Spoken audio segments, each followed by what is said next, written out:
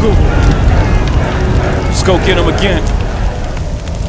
Welcome back to the Robezoid channel. I'm your host, Mark, and welcome to your subscriber's choice sampling sample Saturday, where I discover a brand new fragrance to this nose. This one dominated the designer sampling samples subscriber's choice. So thank you to everybody that voted. Today's sample is on the brand of Christian Dior, and it's mega hyped Sauvage flanker called Elixir. This is the start of the Elixir hype within our designer fragrance game. I'm expecting a boatload of new elixirs in 2024 from each brand. Bleu de Chanel Elixir, La Nuit de l'Homme Elixir, Givenchy Gentleman Elixir, Versace Eros Elixir, Armani Code Elixir, to name a few. They're coming. But let's go back in time a bit, because I haven't smelt the one that started it all, and we'll see what this one is all about. Now let's go under the hood. Let's take a look at some stats on this one. Release date was back in 2021. Concentration, Elixir, well, parfum. Extrait, Elixir, parfum. Same stuff, different name. Concentration varies a little bit, but in that ballpark. Nose behind this, the now not retired, François Desmachy. Excellent nose. He has a huge palette, and I've been saying this in a lot of my Dior reviews, especially with the older Dior releases, is, you know, you don't know what you got until it's gone. Even though they replaced him with Francis K, which just as good, maybe sometimes even better. Both excellent noses, some that I respect. Desmachy I respect quite a bit. He does get his name thrown in the mud by certain people on YouTube. They don't know what they're talking about. They really don't. They're just haters. Major notes in this release. Not Ambrox. Not Ambrox. Lavender, lots of that. This is based on lavender, licorice, and amber. So that is your backbone in this release. There's tons of spices in here, but they're not showstoppers. The lavender, licorice, and amber are. So this sample, I actually got a decant. I actually got a healthy decant of Sauvage Elixir. So I actually had several days with this release. It is down to fumes, but I am wearing it today as my scent of the day, and now I'm going to finish this. And you're probably saying, oh my God, he's spraying like a million sprays. No, this thing is empty. I'm just getting rid of the remnants of it. So now it's finally empty because I don't want to wear this again. I actually want to throw it out. Launched. Woo. We lost the cap, not broken. Okay, so, and I'm gonna have comments, he sprayed too much, yeah. Elixir surprised the hell out of me, okay, off the top. This scent opens up dark, spicy, and nothing. And I own only the Eau de Toilette as of today. I do have the EDP, and I do have a bottle of this coming. But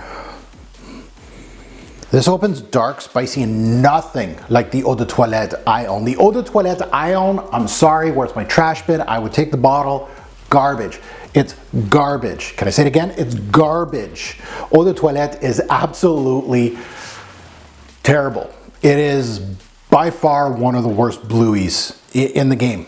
The assault of Ambrox in that one is on an unreal level. It has some peppery and metallic tones. It's horrendous. It is a horrible designer release. I don't know how it got so popular. This is completely different. It's on a whole different spectrum. It is like a whole complete different fragrance. It's like the Ambrox kids kind of grew up a bit. Welcome. It's nothing like it. So at the end of the day, I completely ignored the Bleu de Chanel line and the Sauvage line because I own both the Eau de Toilettes early on. And they were both horrible releases that I was just like, I'm not smelling the EDPs, I'm not smelling the Parfum editions, and I'm definitely not smelling the Elixirs. Well, here we are, you know, years later, and this Elixir is not that it's old or anything, but you know, I skipped the EDP. I still haven't smelled the EDP of Sauvage because the eau de toilette was so bad. I was like, I can't do it anymore. But now I'm kind of curious of going, okay, let's go backwards a little bit. Let's go see, but let's not sniff the eau de toilette again. That's horrible. That is collecting dust in my collection, 100%. So this fragrance, let's go back to this. And the first thing that hit me, which was the spices. Now the spices aren't all stars in this release. There's not much personality to them. They're there, and there's a lot of them. And we're gonna get back to those later in the review, but they're an integral part because they warm up the scent, but they're not. And what I get is tons, and I mean tons, like someone backed up the lavender truck onto me. It is a lavender based release. It's lavender all day, every day with an ambery glow behind it, with some licorice. And those three makes this, I don't even know, this shouldn't even be a Sauvage on the name, because it's totally different than what you'd get from a Sauvage fragrance. It hits you, and this thing is big. It engulfs you right off the bat. Why? Because it hits you with everything. Everything hits you at once. The lavender, the licorice, the amber, they kind of seem disjointed to the spices. So it kind of feels like two scents are hammering your nose, honestly. It just like a mishmash. And in a lot of fragrance reviews that I do, I feel like sometimes that disjointment of notes really makes fragrances kind of sketchy. But here it makes it a little interesting. That roughness is something that I want to see in this. It really feels like I'm kind of almost emphasizing on a certain piece sometimes and kind of ignore the other piece. And I can do that because it feels like they're not together. The blend is not,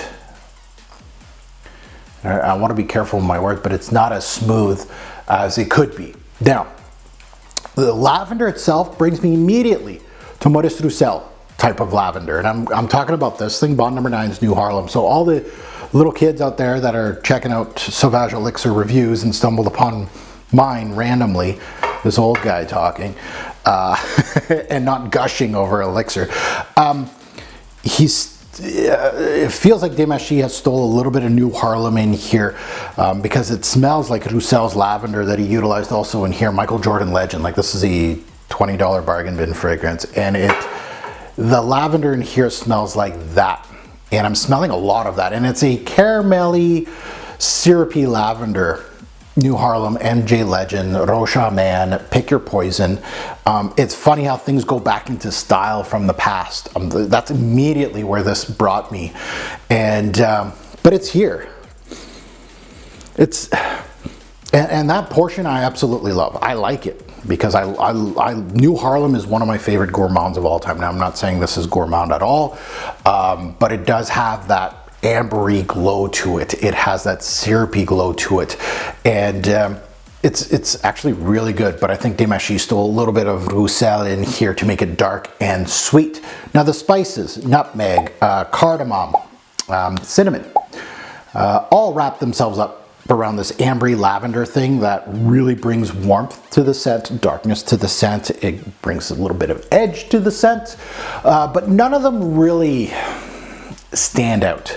Like, I've had better nutmegs and then cinnamon and cardamom based fragrances, so it doesn't have the 3D effect that other notes in this release, namely the lavender, the ambery glow, and the licorice in here. So those are the stars. Now the lavender can also give off a little bit of a laundry-like vibe from time to time on this one. It's not too bad in this one. You know, I don't like my lavender smelling like dryer sheets, but it does have a little bit of that in here.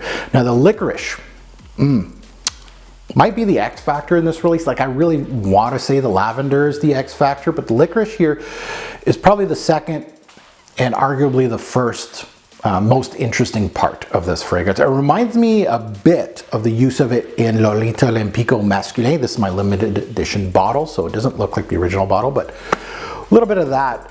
But also another Christian Dior release that it just dawned on me while reviewing this thing, Eau Noire. Now, Eau Noir. Eau Noir is a coffee, lavender, licorice type of thing. Really great. Beautiful. Now, am I saying this smells like? No, it does not smell like that. This is on another level. Eau Noir is absolutely gorgeous, but Eau Noir has this, it feels like it's stealing a piece of that. Like the licorice, definitely. A little bit of that in here. And it almost feels like, damn, she dug into the Dior crates and went, oh yeah, Eau Noir. Maybe if I splash a little bit of that on the new Sauvage, maybe that would work. And again, don't get me wrong, to my real frag heads, don't get me wrong. This is way more creative than what I'm smelling here in this Sauvage Elixir, but I'm trying to picture Demachi and trying to, where did he take some of these? Because this is not a unique idea, by the way. I know all the newbies are loving this stuff and going, oh my God, this is amazing. I've never smelled this before. Oh, I've been around the block, kids. I'm smelling a lot of different things that are building this release, but Eau Noir in this has, it's taking a little bit of it. Now the licorice piece in here, a little earthy, dark, dense, and really helps the warming quality in this Sauvage release. Very, very good note in this release. The lavender and ambery tones play well with the spices and the licorice in this opening, and I can faintly, and I mean faintly, smell that little original DNA back there somewhere, but let's keep that down there. I don't want that Sauvage DNA hitting my nose, so I was kind of like going, go away. I don't want to smell you. I want this totally different thing. Now into the mid, this is a lavender centric bomb, like I told you. So now the lavender, the licorice are in their proper place as mainstays, and the amber, they are the king of this release. Mostly the lavender. The lavender has the crown. Now, it may remind some people out of the 80s, right? It reminds people, look, lavender was the rage back then, 80s, 90s, it doesn't matter. The lavender keeps coming back every so often. So it has that aromatic fougere DNA with some modern sweetness and spices. So it's gonna remind you a little bit of the 80s, and name your flavor of your favorite lavender based scent and you'll get that. Patchouli and vetiver come into play too. They have minor rolls here. Has a little bit of a light green pine appeal here that is obviously not in the note breakdown, but I smell some pine as well, talking about greens and woods. So it has a little bit of that backing here. The spices take a bit of a step back at this point. So those spices, even though they were nice and warming in the front, and again, not 3D, they kind of go away a little bit. So it thins out. You get a little bit of a powdery nuance from that ambery glow, and a little bit of that Sauvage DNA, again, trying to start peeking through a bit more, but keeps getting stomped. Get out of here in the back end, right? So you can smell a little bit more of that, but honestly, it's stomped so well by Demachi. I like that. Get rid of that. Overall, it's a lavender-centric release. It has some classic backbone, and it has a modern take to it. It's warm, it's spicy, it's aromatic, and it has some rough edges to it, which I tend to actually enjoy. The spices are just right. They aren't too much in your face. There's not, something that's overdone here. And the lavender is definitely the focal point throughout. The licorice is second in command and honestly may have stolen the show for me personally. Solid release. Solid release. Not what people claim. Masterpiece, 10 out of 10. Whoa, pump the brakes. It is a good designer release. I wouldn't say a timeless piece. That's what I'm trying to get to here. So let's get into seasons, day-night versatility, and performance. Seasons. This has a lot more versatility than assumed. A lot of people say, hey, this is just a darker release. Fall and winter, call it a day. I think you can actually pull this off into the spring as well. It's really good in the tweener months, fall and spring. Day or night, I feel like more of a nighttime scent, but again, you can wear it during the day in cooler months. Versatility above average. And again, people like to kind of put things in a box here. Depending on your day-to-day, this can be a daily driver for you in the cooler months. I could see that. It just has that appeal to it. It's not too robust as a fragrance. It has some interesting parts that you can wear it at night. It certainly has that, but it also has some daily wear notes in it too, like lavender. And lavender just makes things so versatile. It's it's a signature scent worthy note. And when it's primary in a fragrance like this, I don't care about the ambery notes that really make this much darker. The lavender is the central theme, and it brings up versatility. And as far as performance go, this is huge for all the newbies. They're fighting on Fragrantica that this got reformulated. It's not beast mode, blah, blah, blah. Get out of here. Performance. Longevity was 9 to 12 plus hours with this little decant. Now, I don't care about batch code. I don't care when this was bottled and sent to me. I really don't care. I'm past that in my fragrance journey. I've never been a batch code lurker. You know, I got 2 bottles of Ventus. I can't even tell you which batch code. I don't even care what batch codes they are. Who cares? So 9 to 12 plus hours, very good longevity. Very good longevity. Projection, high, good. Some say beast mode, sure. It all depends on you and how you feel. With me, I felt it was well above average in regards to the performance. I wouldn't say I've had beast mode fragrances. I don't think that's in that criteria for me personally, but I wouldn't hate you if you said that. But I think it's really good as far as performer goes. So my final thoughts on this one is that this is for the little pups that kind of grew up. You know, that you liked Eros, you liked Sauvage, Bleu de Chanel, Zora Wanted, over and over, you know, all these mainstream fragrances that aren't very good, honestly. And you grew up, and you grew up a bit. It's like a bridge scent for them.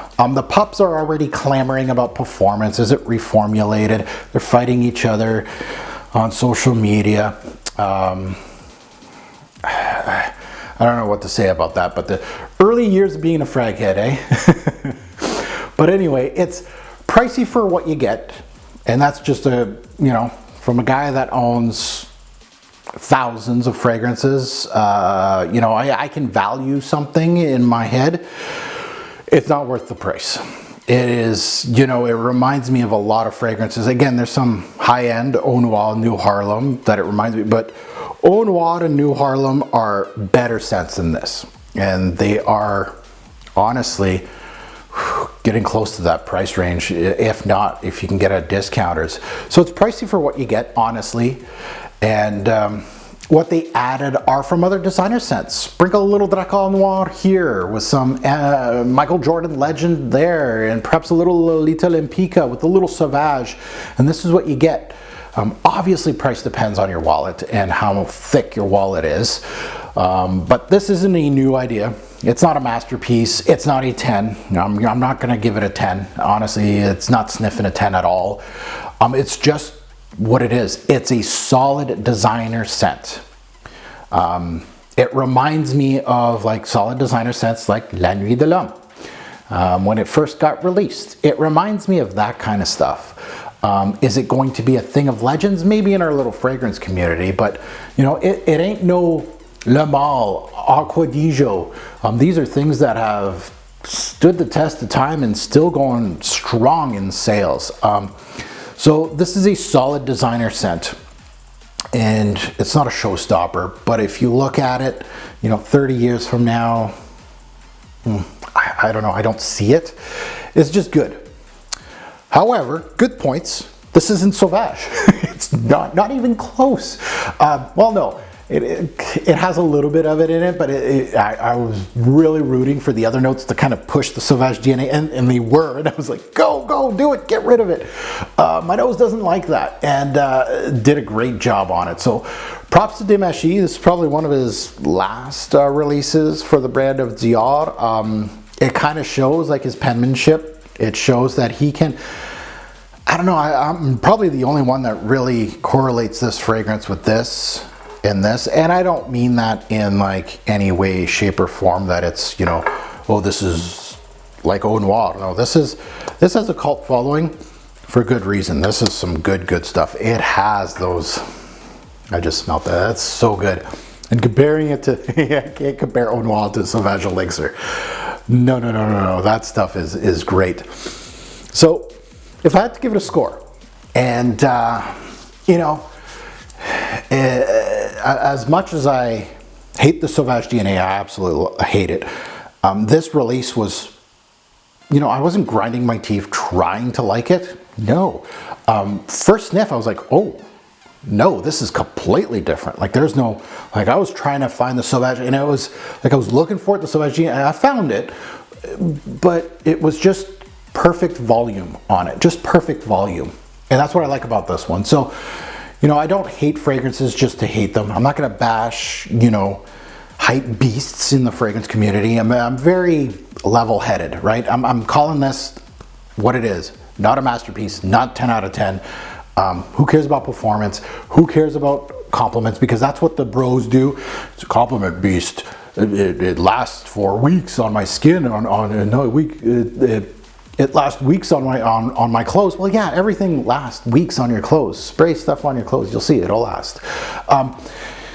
That's the bros that try to defend their favorite fragrances. But at the end of the day, this is a solid release from Dior. Overpriced, yeah, 100%.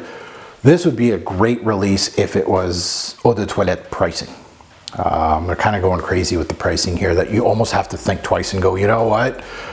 Why not I just pony just a little bit more and get something like this? Like a really good thing that not everybody can buy. You know, all the little kids are buying Sauvage Elixir. Sniff something like this, something a little more creative, something a little more different. You're not going to smell like the X. Those are things that, you know, you're going to get something artistic here, very artistic. Not saying that Sauvage Elixir is not artistic. There is some pieces of these artistic scents that's in this scent. Okay, long-winded, 10, score out of 10, 8. Bottle worthy for me, for my collection. Yeah, I'm going to get this. I do. I'm not going to lie. It's here. So I do have a bottle of this. Is it something that's going to be sprinkled in my top 10, top 20 lists? Probably not. Probably not. Will I wear it from time to time? Maybe. Way more than the eau de toilette. The eau de toilette has so much dust, it's probably this thick on top of the cap right now. I don't wear that. It's horrible.